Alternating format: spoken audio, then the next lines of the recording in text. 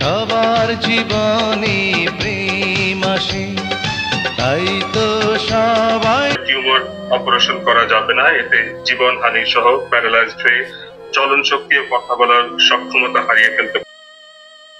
Brain টিউমারে আক্রান্ত ইলিয়াস কাঞ্চন যে কোনো টাইমে পৃথিবী থেকে বিদায় নিতে পারে এ নায়ক।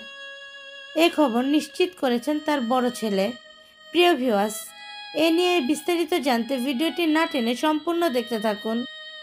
নিরাপদ সড়ক চাই আন্দোলনের প্রতিষ্ঠাতা চিত্রনায়ক ইলিয়াস কাঞ্চন 7 মাস ধরে অসুস্থ। 6 মাস ধরে তিনি লন্ডনে চিকিৎসাধীন। আজ নিরাপদ সড়ক চাই আন্দোলনের সংবাদ সম্মেলনে কানাডা থেকে ভার্চুয়ালি যুক্ত হয়ে এ তথ্য জানান ইলিয়াস কাঞ্চনের বড় ছেলে মিরাজুল মঈন জয়।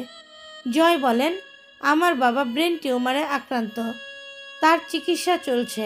এ বছরের শুরুতে তিনি শারীরিক নানা সমস্যার মুখোমুখি হন।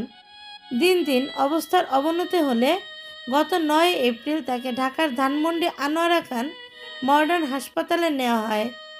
পরীক্ষা নিরীক্ষা করার পর তার মাথায় MRI করা হয়। রিপোর্টে জানা যায় তার মাথায় টিউমার হয়েছে। ডাক্তারদের মতামত জানার পর ইলিয়াস কাঞ্চনকে লন্ডন নিয়ে যাওয়া হয়।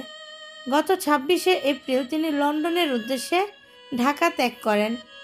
জয় জানান, লন্ডনে পৌঁছার পরদিন তাকে সেখানকার হার্লি স্ট্রিট ক্লিনিকে নিউরোসার্জারির ডাক্তারের কাছে নেওয়া হয়।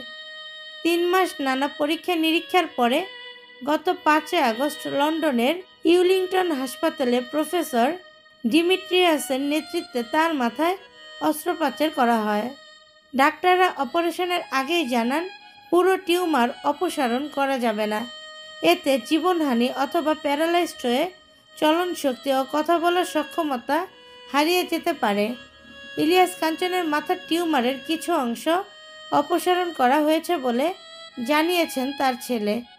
বাকি অংশ রেডিয়েশন ও কেমোথেরাপির মাধ্যমে নিষ্ক্রিয় করার চেষ্টা চলছে।